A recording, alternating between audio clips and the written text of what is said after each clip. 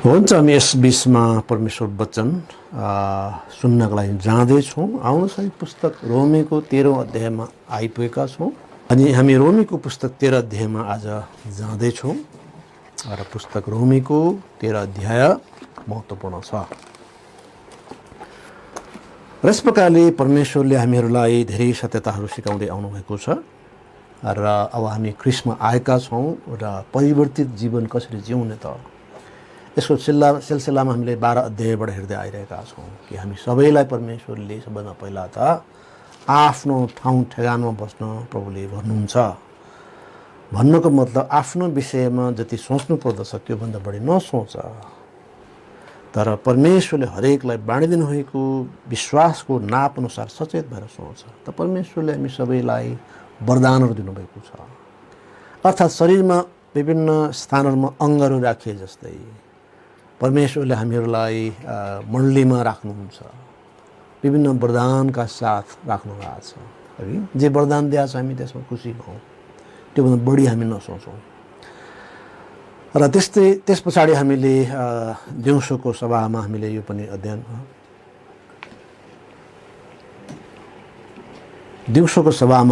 पनि हेरेका हौँ कि कसरी ख्रिस्टीय आचार कस्तो हुनुपर्छ। यसमा मूलतः दुईवटा विषय हामीले पाउँछौँ। एउटा चाहिँ नै प्रेमको बारे, अर्थात् सबै विश्वासप्रतिको हाम्रो प्रेम सम्बन्धको बारे।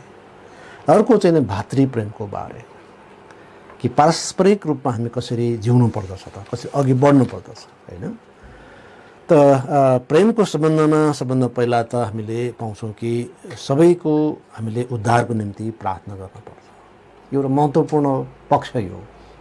हामीले प्रेम भन्दाखेरि पहिलो पत्रुसको 1 अध्याय, दोस्रो पत्रुसको 1 अध्याय अनुसार भातृ प्रेममा प्रेम थप भने यसर्थ भातृ प्रेम जो विश्वास बिचको प्रेम हो त्योभन्दा मास्तिर उठेर युनिभर्सल प्रेम अथवा सबै मानिसप्रतिको प्रेम जो विश्वासमा आउनु भएको छैन उहाँहरूप्रति पनि हाम्रो प्रेम। र यस सवालमा सबभन्दा पहिला त हामीले यो प्रेमको सवालमा सबैको उद्धार निम्ति हामीले प्रार्थना गर्नु राम्रो हुन्छ, पहिलो कुरा। दोस्रो कुरा चाहिँ हामीले सताउनेहरूलाई आशिष दिनु परमेश्वर इच्छा हो। त संसारले गर्ने एउटा व्यवहार हामीप्रति के त भन्दाखेरि फरक दृष्टिकोण, फरक किसिमको उहाँहरूको व्यवहार, र त्यसमा पनि चरम अवस्था पुग्दाखेरि सताउनेसम्म कुराहरू, सतावट दिने कुरा, विरोध गर्ने कुराहरू, त सताउनेहरूलाई आशिष दियो। र तेस्रो महत्त्वपूर्ण कुरा चाहिँ के त भन्दा सबै मानिसहरूसँग मेलमिलापमा बस। है, सम्भव भएसम्म सबैसँग मेलमिलापमा बस। यो चाहिँ ज्यादै स्पष्ट परमेश्वरका आज्ञाहरू हुन्। र त्यस्तै गरी भातृप्रेमको सवालमा हामीले हेरेका थियौँ जुन खण्ड पुस्तक रोमीको 12 अध्याय 9 देखिको 21 खण्डमा यिनै दुईवटा विषय पाउँछौँ, प्रेमको बारे, भातृप्रेमको बारे। त भातृप्रेम विश्वासहरूको माझको कुरा हो। त त्यस सम्बन्धमा चाहिँ सबभन्दा पहिला त हामी के देख्छौँ, पवित्र जनहरूको खाँचोको निम्ति तत्परता अथवा सहायता गर्ने काम गरौँ। आर्थिक जटिलता होला, आर्थिक मात्र होइन बलको मद्दतको पनि कुरा हुन्छ। र त्यस्तै गरी अर्को महत्त्वपूर्ण बुँदा भनेको एकै मनका हो। विश्वासहरू बिचको भातृप्रेमको एउटा राम्रो चरित्र के हो त, हामी एकै मनका हौँ। यसको माने हामीले एउटा अर्को कुरा सुन्ने हो, यसरी हामी एकै मनका हुन्छौँ। है, हामी आफ्नो विचारलाई लाद्दैनौँ, हाम्रो आफ्नो राय व्यक्त गर्छौँ, तर अरूको राय पनि हामी बुझ्छौँ र सर्वसम्मतिमा अथवा होइन एउटा सहमतिमा हामी अघि बढ्छौँ। त्यो एकै मनको हुनु हो। र साथै तेस्रो महत्त्वपूर्ण कुरा त सबैसँग मेलमिलापमा बस्छ। सबै विश्वासहरू अरू बाहिरका अरूसँग जस्तै विश्वासहरू बिचमा पनि मेलमिलाप जरुरी छ। अनावश्यक रूपमा हामी होइन विरोधी विद्रोही त्यो त हुनु सक्दैन। होइन, त्यसबाहेक पनि हामी अनावश्यक रूपमा न्याय गर्ने र होइन गलत कार्यहरू हामीले विश्वासहरूको विरुद्धमा गर्नु हुँदैन। र आज हामीहरू यसैको सिलसिलामा 13औं अध्यायमा आएका छौँ। र अब एउटा क्रिस्चियन जो जेन्युन क्रिस्चियन हो, साँच्चै उद्धार पाएको क्रिस्चियन हो, उसले आफ्नो राज्यप्रति कसरी सोच्नुपर्छ, राज्यप्रति उसको कर्तव्य के हो, यसबारे अब यो विषय आएको छ। 13 अध्यायको हामी 1 देखि 7 को खण्डमा यही कुरा हामी पाउँछौँ। तपाईँ सबभन्दा पहिला हामी 1 पदमा पढ्नेछौँ, हरेक मानिस उच्च अधिकारीहरूको अधीनतामा रहोस्, किनकि कुनै अधिकारी छैन जो परमेश्वरबाट होइन, अनि जो अधिकारीहरू छन् ती परमेश्वरद्वारा नियुक्त गरिएका हुन्। यसैले परमेश्वरले मानव विवेकलाई बाँध्नका लागि नियमहरू बनाउनुहुन्छ। नियम सम्मत हुन आवश्यक छ, विधि सम्मत हुन आवश्यक छ, वचन सम्मत हुन आवश्यक छ, र निश्चित रूपमा ठुलाहरूप्रतिको यस अधीनताले हृदयमा आदर अनि उनीहरूसँग र उहाँहरूको सम्बन्धमा होइन, उहाँहरूसँग र उहाँहरूको सम्बन्धका काम कुराहरूमा मान मर्यादा भन्ने अर्थ दिँदछ है। उहाँहरूसँगको व्यवहारमा, उहाँहरूकोसँग सम्बन्धित विषयमा मान मर्यादा राख्ने कुराहरू यसले जनाउँछ। यस खण्डले मूलभूत रूपमा राज्याधिकारीहरूको सवालमा कुरा आउँछ। राष्ट्रपति, उपराष्ट्रपति, प्रधानमन्त्री, मन्त्रीहरू लगायतका सबै उच्च पदस्थ अधिकारी जो हुनुहुन्छ उहाँहरूसँग यो जोडिएको छ, र साथै यसले चाहिँ नै आफूभन्दा माथिका प्रभुताहरू भनौँ, माथिकाहरू सिम्पली भन्नुपर्दा त्यसलाई पनि यसले काहीँ न काहीँ रूपले यसले सङ्केत गर्छ। यसले राजनीतिक अधिकारीहरू बाहेकका पनि, जस्तै कि परिवारका अभिभावक, परिवार सदस्यहरू आफ्नो अभिभावकहरू आफूभन्दा माथिका हुन् भन्ने बुझ्न आवश्यक छ, र मण्डलीका पास्टर वा अगुवाहरू जो हुनुहुन्छ उहाँहरूलाई पनि यसले दर्शाउँछ। हामी एउटा क्रिस्चियनको नाताले हामीहरूका थुप्रै जिम्मेवारीहरू छन् आदर गर्ने सवालमा होइन। हामी एउटा परिवारका सदस्य हौँ र बुवामा प्रति हाम्रो जिम्मेवारी छ आदर गर्ने, अधीनतामा रहने। त्यस्तै गरी मण्डली सदस्य हौँ, आफ्नो पास्टर अगुवाहरूको अधीनमा रहने हाम्रो जिम्मेवारी छ। त राज्यका नागरिक हौँ, आफ्नो राष्ट्रपति, उपराष्ट्रपति, प्रधानमन्त्री, मन्त्रीहरू होइन, प्रधान न्यायाधीश, न्यायाधीशहरू, सेना, प्रहरी, सबै निकायका उच्च पदस्थ अधिकारीहरू होइन, सबैको अधीनमा रहनु प्रभुको इच्छा हो। र अधीनतामा रहनुका कारणहरू के हुन् त? मूलभूत रूपमा हामी सबभन्दा पहिला त हामी देख्छौँ कि नम्बर 2 मा, पद 2 मा एउटा त हामी दोषी हुनेछौँ यदि हामी अधीनमा बस्दैनौँ भने। यसैले पहिलो कारण चाहिँ दोषको कारण। यसकारण जसले अधिकारीको विरोध गर्दछ त्यसले परमेश्वरकै विधिलाई विरोध गर्दछ, अनि विरोध गर्नेहरूले आफूमाथि दण्ड ल्याउनेछन्। यसरी हामी दोषी हुन्छौँ। यसर्थ दोष हुने भएकोले पनि हामी आफ्नो अधिकारीहरूको डर मान्छौँ। आफ्नो अधिकारीहरूको भनौँ राष्ट्रपति, उपराष्ट्रपति, प्रधानमन्त्री, मन्त्रीहरू जो हुनुहुन्छ हाम्रो देशलाई हाँक्नेहरू है, त उहाँहरूको अधीनमा बस्नु उहाँको इच्छा हो है। त अब हामी इसाईहरू वास्तवमा राजनीतिक नेतृत्वप्रति हाम्रो कुनै किसिमको विद्रोह छैन। त्यो किसिमको चाहिँ नै हाम्रो उहाँहरूको विरुद्धमा यस्ता गतिविधि गर्ने कुराहरू हामीबाट हुन सक्दैन, हुँदैन। यद्यपि बारम्बार राज्य शक्तिहरूले इसाईहरूलाई त्यो आरोप लगाएकै हो। यिनीहरू चाहिँ राजनीतिक समूह हो, अथवा यिनीहरू धर्मको नाममा राजनीतिक स्वार्थ पुरा गर्छन्, कुनै न कुनै राष्ट्रबाट यिनीहरू सञ्चालित छन् भन्ने कुराहरू मानिसहरू विचार गर्छन्। तर रोमन एम्पायरमा रोमी सिजरहरूले कहिले पनि यो बुझेन।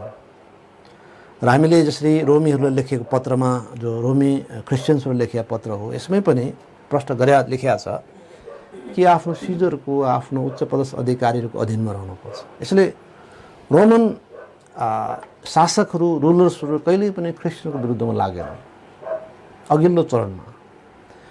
बरु यहुदीहरू इसाईहरू विरुद्ध खनिए बारम्बार, तर इसाईहरू जहाँसुकै आफ्ना सिजरप्रति वा आफ्ना अधिकारीप्रति लोयल थियो। यसैले रोमीहरूको लागि इसाईहरू कहिले खतरा थिएन। र कुनै पनि तपाईँ क्रिस्चियन इतिहास हेर्नुहोस् वा राजनीतिक इतिहासहरू हेर्नुहोस् जहाँ इसाईहरूको रिलेसनको कुरो के छ भन्ने हेर्नुभयो भने जेन्युन क्रिस्चियनले काहीँ कतै विद्रोह गरेका छन्।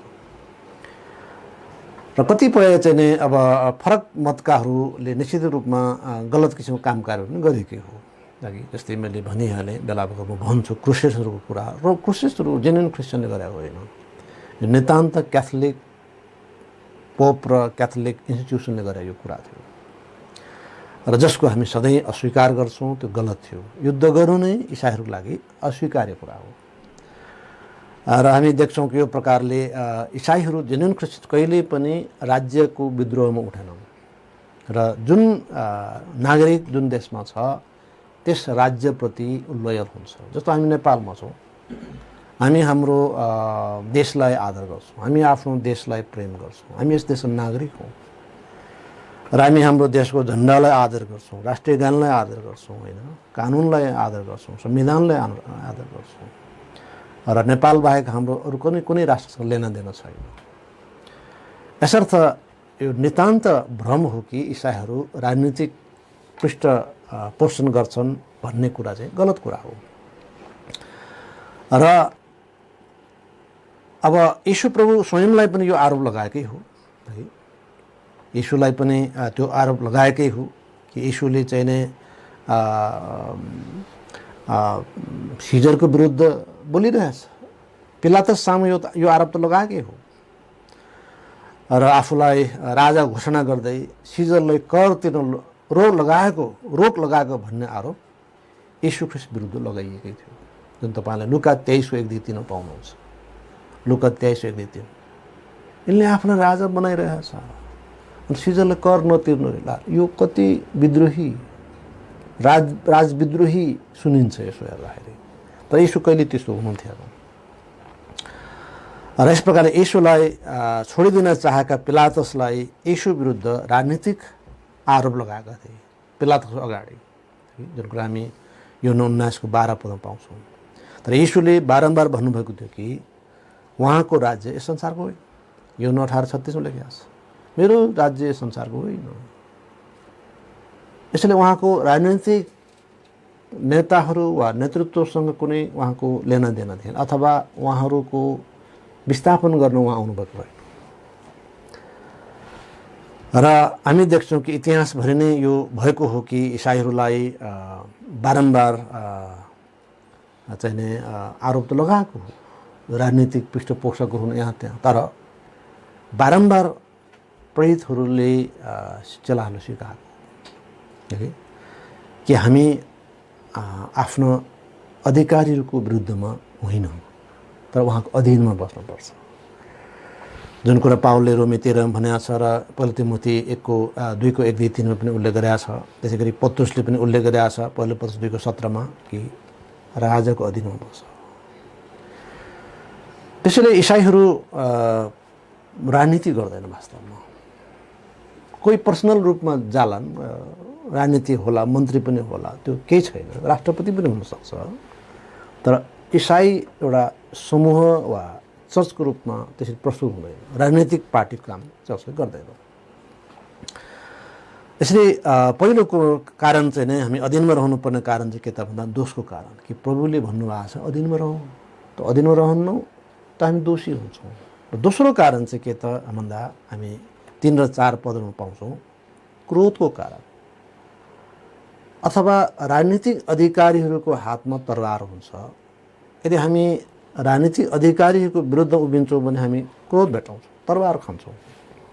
अनि 3 र 4 पद पढ्नेछौँ, किनकि शासकहरू असल कामहरूको निम्ति होइन, तर खराब कामहरूको निम्ति डरका कारण हुन्। के तिमी अधिकारीसँग डराउन चाहँदैनौ? असल काम गर र तिमीले अधिकारीबाट प्रशंसा पाउनेछौ, किन तिनी भलाइको निम्ति तिम्रा लागि परमेश्वरको सेवक हुन्। तर तिमी खराब काम गर्दछौ भने डराऊ, किन तिनले व्यर्थमा तरवार भिड्दैनन्, किन तिनी त खराब काम गर्नेमाथि क्रोध प्रकट गरी बदला लिने परमेश्वरको सेवक हुन्। क्रोधको कारण, पहिलो कारण दोषको कारण, हामी दोषी हुन्छौँ। हामी आफ्ना राष्ट्रपति, उपराष्ट्रपति, प्रधानमन्त्री, मन्त्री लगायतका सबै उच्च पदस्थ अधिकारीको विरुद्धमा बोल्छौँ, लेख्छौँ, होइन, जनतालाई भड्काउँछौँ। यो चाहिँ नै हामी दोषी हुने कुरा हो, यो परमेश्वरको आज्ञा विपरीत कार्य हो। र अर्को चाहिँ नै क्रोधको कारण, यसरी राज्य अधिकारीलाई तरवार दिएको छ, होइन, कसैले कसैलाई मार्यो भने व्यक्ति वा इन्डिभिजुअललाई त्यसको बदला लिने अधिकार दिएको छैन। यद्यपि पुरान्यमा त्यो थियो व्यवस्थाको समयमा, तर एउटा समयको लागि त्यो थियो। जब राज्यको रूपमा स्थापित भएको छ त्यसपछि त्यो अधिकार राज्यलाई सुम्पिएको छ, इन्डिभिजुअललाई होइन। र हामी देख्छौँ कि राज्य अधिकारीहरूलाई तरबार दिइएको छ अथवा दण्डाधिकार भनिन्छ, दण्डाधिकारी पनि भनिन्छ होइन। दण्ड दिने अधिकार उहाँहरूमा छ। हामी हाम्रो चर्च मेम्बर्सहरूलाई उहाँले डरलाग्दो अपराध गरेको होला चर्चको विरुद्ध वा कसैको विरुद्ध, हामी उहाँहरूलाई दण्डित गर्न सक्दैनौँ। हामीले गर्न सक्ने भनेको सदस्यताबाट हटाउने मात्रै हो। तर बाँकी काम प्रहरी प्रशासनले गर्छ होइन। अब सार्वजनिक अपराध गरेछ भने त्यसलाई डिल गर्ने काम प्रहरी प्रशासनले गर्छ, गृहले गर्छ होइन। त्यो हामीले गर्दैनौँ, चर्चले गर्दैन। यसर्थ राज्य अधिकारलाई अनादर गर्नु क्रिस्चियनको निम्ति प्रत्युत्पादक हुन्छ। यो चाहिँ नै धोकापूर्ण हुन्छ। जसले विरोध गर्दछ त्यसले उचित प्रतिफल प्राप्त गर्छ, त्यस अनुसारको फल पाउँछ।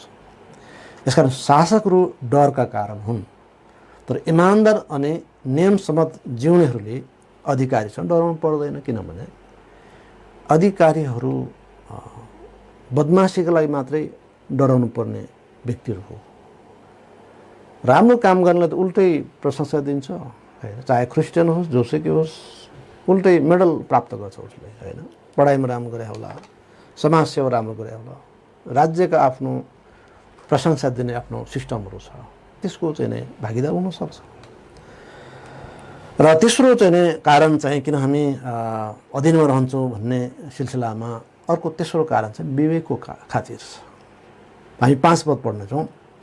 यसकारण तिमीहरू क्रोधको कारणले मात्र होइन, तर विवेकको कारणले पनि अधीनतामा रहनुपर्छ होइन। त राज्य अधिकारीहरूबाट वा शासकहरूबाट हामी दण्डित हुन सक्छौँ, हत्कडी लाग्न सक्छ वा जेल जान सक्छौँ होइन। र अनेक डरलाग्दो दण्डको भागीदार हुन सक्छौँ। त्यसकारणले क्रोधको कारण पनि हामी अधीनमा बस्नुपर्छ। त्यति मात्र होइन, विवेकको कारणले पनि। यसो त क्रोधको कारणले मात्र होइन, तर सद्गुणलाई प्रेम गर्ने हुँदा पनि क्रिस्चियनहरू अधिकारीहरूको अधीनमा हुनुपर्छ। हामी सद्गुणमा जिउने हो, असल चरित्रमा जिउने हो। त अब हाम्रो विवेकले भन्छ परमेश्वर वचन अनुसार कि हामी राज्य अधिकारीको अधीनमा हुनुपर्छ। हाम्रो विवेकले त्यो भन्छ। यसो विवेकको खातिर पनि हामी अधीनमा बस्नुपर्छ। त्यही कुरा भने हो 5 पदमा है। यसरी विवेकको कारणले पनि अधीनमा रहनुपर्छ। र यसकारणले गर्दाखेरि सारा अधिकार मूलतः परमेश्वरमा निहित छ, यसमा विवाद छैन। तसर्थ राज्य अधिकारीहरू परमेश्वरका सेवकहरू। 4 र 6 पदले त्यही भनेको छ। वास्तवमा अप्रत्यक्ष रूपमा राज्य अधिकारीहरू चाहे राष्ट्रपति, उपराष्ट्रपति, प्रधानमन्त्री, मन्त्रीहरू होला, परमेश्वरकै सेवक हुन्। जति पनि संविधानमा लेखिया हुन्छ परमेश्वरको व्यवस्थासँग ती कुराहरू लगभग मिल्न खोज्छ हैन। हत्या नगर्नु, व्यभिचार नगर्नु, चोरी नगर्नु, झुट नबोल्नु, लोभ नगर्नु हैन। त्यो गरे बापत दण्डका कुराहरू छन्। विद्रोह नगर्नु हैन, आफ्नो राज्य अधिकारीको विरुद्धमा विद्रोह नगर्नु, राजद्रोह नगर्नु, यी कुराहरू जसरी बाइबलमा छ लगभग ती कुराहरूमा समानता हुन्छ। यसर्थ राज्य अधिकारीहरू वास्तवमा परमेश्वरको सेवकहरू हुन्। र परमेश्वरको आफ्नो सृष्टि मानिसहरू जो हुन् ती मारामार नहोस्, काटाकाट नहोस्, नसिद्धिउन्, नमासिउन्, बरु तिनले अवसरहरू पाउन्, परमेश्वरले चिन्ने अवसरहरू पाउन्, परमेश्वर उपासना गर्ने अवसरहरू पाउन्। त्यसको लागि राज्यले जिम्मा लिएको हुन्छ।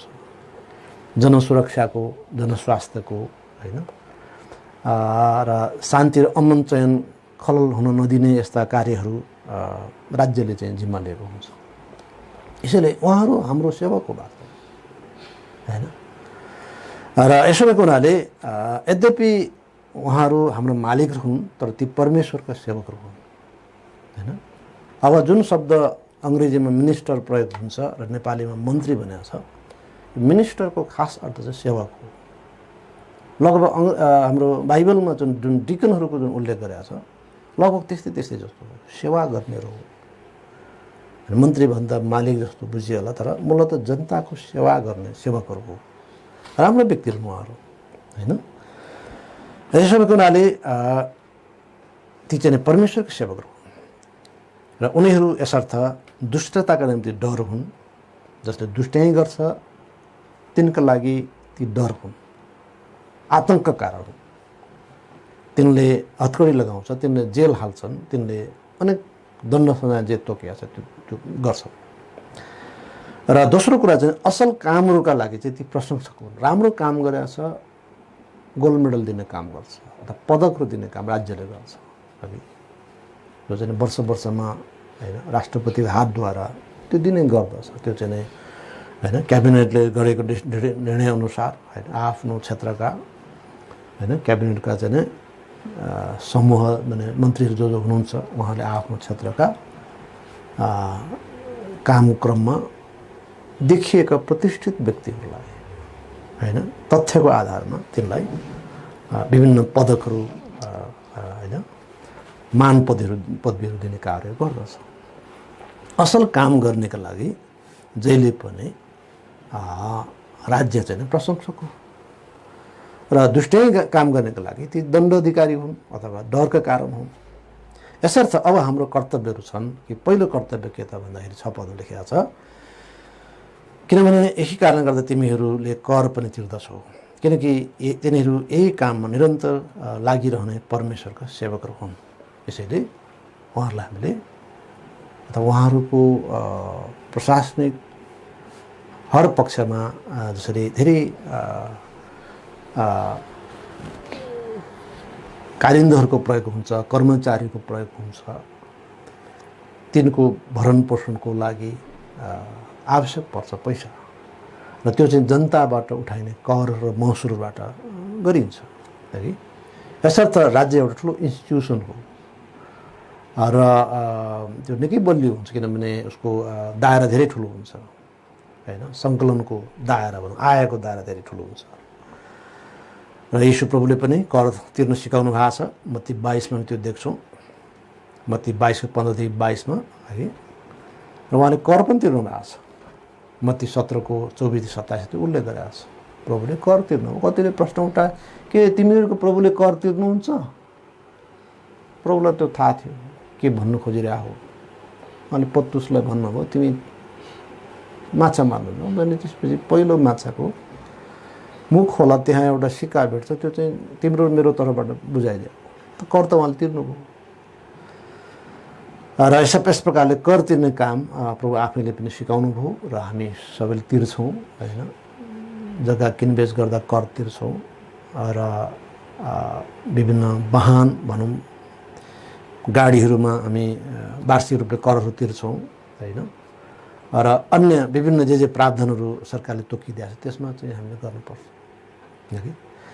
र त्यस्तै गरी नम्बर पद 7 मा लेखेको छ, यसकारण सबैलाई तिनीहरूले दिनुपर्ने कुरा दियो। जसलाई कर दिनुपर्दछ कर, जसलाई भन्सार तिर्नुपर्दछ भन्सार दिनुपर्दछ भन्सार, जसलाई डर दिनुपर्दछ डर, जसलाई आदर दिनुपर्दछ आदर दियो। यसरी हामीले अन्तत निष्कर्षमा के त हामीले राज्यका प्रमुखहरूलाई आदर गर्नुपर्छ, चाहे स्थानीय पदाधिकारीहरू होइन, वडाध्यक्ष होला, मेयर होला होइन, अथवा चाहिँ गाउँपालिका अध्यक्ष होला, सबै जति पनि त्यसमा सेवारत व्यक्तिहरू हुनुहुन्छ हामीले आदर गर्नुपर्छ। त्यसै गरी राष्ट्रपति, उपराष्ट्रपति, प्रधानमन्त्री, मन्त्रीहरू होइन, प्रधान न्यायाधीश, न्यायाधीशहरू, सुरक्षा निकायका उच्च पदस्थ अधिकारीहरू होइन, हर क्षेत्रमा जिम्माहरू लिनेहरू हुनुहुन्छ र उहाँहरूलाई हामीले आदर गर्नुपर्छ। त कसरी आदर गर्ने? अन्तमा हामी त्यही हो। त पहिलो कुरा त हामीले उहाँहरूको लागि प्रार्थना गर्ने, जुन कुरा पहिलो तिमोथी 2:1 भन्छ। र हाम्रो चर्चले हरेक शनिबारको आराधना सभामा उहाँहरूलाई प्रार्थना गरेको हुन्छ है। राष्ट्रपति, उपराष्ट्रपति, प्रधानमन्त्री, मन्त्रीहरू होइन, सबै सुरक्षा निकायका उच्च पदस्थ अधिकारीहरू होइन, सभासदहरू होइन हामी सबैको लागि प्रार्थना गरेका हुन्छौँ, याद गरेका हुन्छौँ। हामीलाई थाहा छ उहाँहरूको काम बिना देशमा यो किसिमको शान्ति अमन चयन कायम हुँदैन। भोलि नै बारम्बार काटाकाट हुन्छ, बलियोले निर्धारमाथि अन्य अत्याचार हुन्छ होइन, र दुष्टहरूले धर्मी जनलाई सताउँछन्, यो सबै हुन्छ। तसर्थ हामीले उहाँहरूबाट धेरै आशिष पाएका छौँ। उहाँहरू परमेश्वर सेवक हुन्, त उहाँहरूको लागि पनि हामीले गर्नुपर्ने कुराहरू छ। त पहिलो कुरा त हामीले प्रार्थना गर्ने हो। दोस्रो डर मान्ने हो। हितोपदेश 24:21ले भनेको छ हामीले डर मान्नुपर्छ। हामीले राजाको विरुद्ध वा भनौँ जो छ प्रमुख होइन, राज्य प्रमुख राष्ट्रपति होला, कसैको राजा होला, जे छ उहाँहरूको हामीले डर मान्नुपर्छ र उहाँहरूको विरुद्धमा बोल्नु हुँदैन। पहिलो पत्रुस 2:17ले भने राजालाई आदर गरेर भनेको छ, अथवा राष्ट्रपतिलाई होइन, त्यो आफ्नो संविधान अनुसार फरक फरक स्थान छ। त कुरा त्यही हो, राज्य प्रमुख उहाँको आदर गर,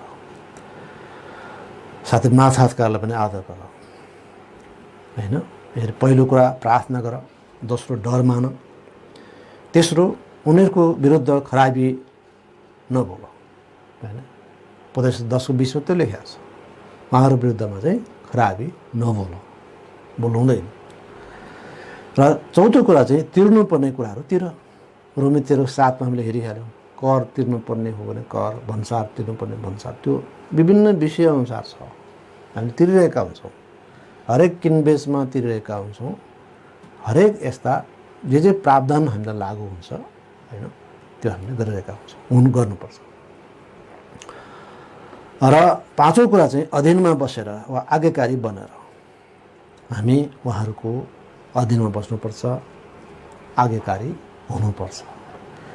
यही नै कुरो रोमी 13:1-7 चाहिँ निचोड हो, निष्कर्ष हो।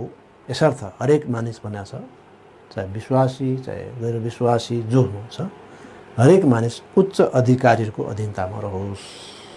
उनीहरू परमेश्वरको सेवक हो, उनीहरूले परमेश्वरको महिमाको लागि अथवा उहाँको उद्देश्यका लागि काम गर्छन्। त्यो जानेर वा नजानेर त्यो सिस्टममा उहाँहरू हुनुहुन्छ। किनभने राज्य परमेश्वरको एउटा सिस्टम हो है। परमेश्वरले राज्यको स्थापना गर्नुभएको छ। राज्यको प्रमुख त परमेश्वर नै हो, राज्याधिकार उहाँमै छ। जुन कुरा धेरै पटक पुस्तक दानियलमा व्यक्त भएको छ, अन्य जाति शासकले त्यो सिकाइयो, राज्याधिकार परमेश्वरको हो। धेरै पटक बेबिलोनियन शासकहरू, अन्य शासकहरूले पनि यो सबै मेरो बाहुबलको कारण हो भने त त्यो थियो। त परमेश्वर नै सबै राज्याधिकारका चाहिँ स्रोत हुनुहुन्छ र उहाँले नै राज्यहरू उठाउनुहुन्छ, राज्यहरूको समाप्ति पनि गर्नुहुन्छ। उहाँले नै राज्य अधिकारी वा राज्य प्रमुखलाई उठाउनुहुन्छ, समाप्त पनि गर्नुहुन्छ। यो दुवै हुन्छ। यसर्थ हामीले बुझ्नुपर्दछ उहाँहरू राज्यका जो उच्चपदस्थ अधिकारीहरू हुन्छ परमेश्वर सेवक हो है। अप्रत्यक्ष रूपमा परमेश्वरको उद्देश्य पुरा गरेको हुन्छ र विशेष गरेर हामी प्रभुको जनको लागि अझ धेरै महत्त्वपूर्ण हुनुहुन्छ उहाँहरू, कि हाम्रो शान्ति अमन चयनको लागि, परमेश्वर कामको लागि उहाँहरूको ठुलो हात छ, सहयोग छ। र प्रभुलाई धन्यवाद हो सबै सत्यताको लागि। यसर्थ हामी अन्तमा यही कुरा हामी बुझ्दछौँ कि अब हामी ख्रीष्टमा आएका छौँ। दोस्रो कोरिन्थी 5:17ले भन्छ, यदि कोही ख्रीष्टमा छ भने त्यो नयाँ सृष्टि हुन्छ, पुरानो कुराहरू बिति गएर ती सबै नयाँ भएका छन्। त्यसो भए अब हामीको राजनीतिक व्यक्तित्वहरूप्रतिको हाम्रो व्यवहार पनि अब बदलिरहेको छ। हिजो विद्रोही थियो होला, आम हडतालमा जाने, यताउता होइन, कालो झन्डा देखाउने, सबै किसिमको चाहिँ टायर बाल्ने, यस्ता गतिविधि सायद गर्थ्यौँ। अब हामी गर्दैनौँ, इसाईहरूले त्यो गर्दैन। त्यस कारणले कुनै पनि राष्ट्रका राज्याधिकारीहरूले इसाईहरूप्रति शङ्का गर्नु पर्दैन।